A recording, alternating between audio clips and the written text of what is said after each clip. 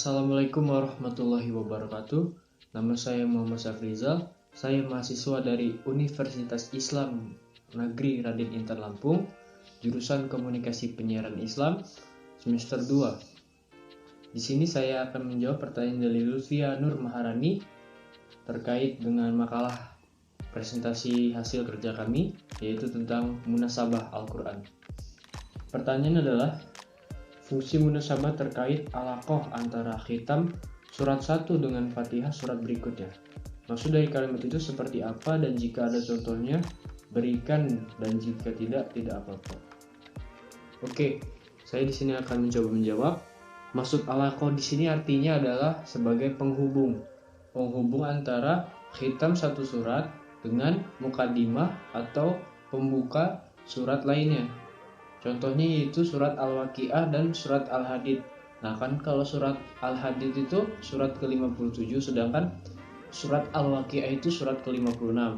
Nah, antara awal dan akhir kedua surat tersebut saling berkaitan, yaitu di surat Al-Waqiah yang akhir atau khitamnya dan surat Al-Hadid yang mukaddimahnya yang awal. Saya akan membacakan fungsi dari munasabah tersebut, yaitu di surat Al-Waqiah akhirnya atau khitamnya, dan mukaddimah surat selanjutnya itu surat Al-Hadid ayat pertama. Surat Al-Waqiah ayat 96 berbunyi, Bismillahirrahmanirrahim, Fasabbih bismi rabbikal azim, yang artinya bertasbihlah dengan menyebut nama Rabbmu yang maha besar. Dan ayat ini berkaitan dengan ayat surat selanjutnya, yaitu surat Al-Hadid ayat 1 yang berbunyi Bismillahirrahmanirrahim, Sabbaha lillahi ma fis samawati wal ard wa huwal azizul hakim, yang artinya semua yang berada di langit dan yang berada di bumi bertasbih kepada Allah, menyatakan kebesaran Allah, dan dialah yang maha perkasa lagi maha bijaksana. Nah, antara ayat akhir surat Al-Waqiah dan mukaddimah atau awal dari surat Al-Hadid ayat 1 itu saling berkaitan. Maknanya itu saling menegaskan bahwasannya semua yang di muka bumi ini bertasbih, menyembah, dan menyebut nama Allah. Oleh karena itu, kita sebagai mahasiswa semoga bisa menerapkan apa yang sudah dijelaskan di dalam surat Al-Waqiah dan Al-Hadid. Terima kasih sudah menonton video ini. Kurang lebihnya saya mohon maaf. Wallahul muwaffiq ila aqwamit thoriq. Wassalamualaikum warahmatullahi wabarakatuh. Assalamualaikum warahmatullahi wabarakatuh. Saya Arya Nugroho akan menjawab pertanyaan dari Nenes Rahayu. Apakah munasabah itu hanya ada di surat-surat tertentu atau di setiap surat? Jadi menurut saya dan analisis dari makalah serta berbagai sumber, jawabannya adalah ada di setiap surat-surat. Mengapa demikian? Di setiap ayat Al-Quran itu saling berkaitan dalam satu surat. Ayatnya itu tidak berkesinambungan.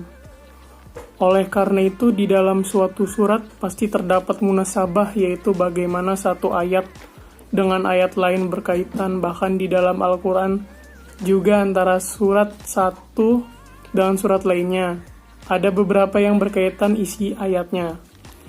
Inilah sebab mengapa di setiap satu surat pasti isi ayatnya saling berkaitan. Karena satu surat itu pasti menjelaskan tentang perihal yang sama.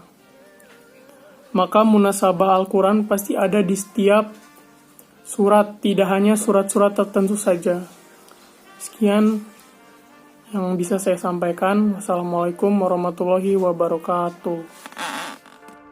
Saya Faisal Matsuluhur, saya dari kelompok 6 Qiraat Al-Quran, dan saya akan menjawab pertanyaan dari Muhammad Afif Syarifah. Apa saja manfaat mustasabah dan perilaku? Kegunaan ilmu munasabah sangat berkaitan dengan penafsiran ayat Al-Quran. bagaimana pentingnya ilmu al-babul nuzul dalam penafsiran Al-Quran. Menurut Al-Zarkashi yang dikutip dari pendapat Makna Khalil Al-Qadhan bahwa manfaat ilmu munasabah adalah untuk menguatkan hubungan suatu pembicaraan yang dibahas sehingga bentuk susunannya menjadi kukuh dan saling bersesuaian.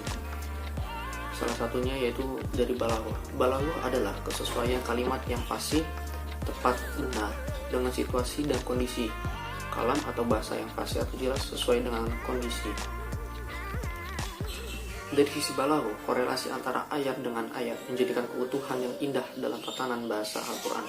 Dan bila dipenggal, maka keserasiannya, kehalusan dan keindahan ayat akan hilang. Untuk itu, Imam Ar-Razi berkata, kebanyakan kehalusan dan keindahan Al-Quran dibuang begitu saja, yakni dalam tertib hubungan dan susunannya.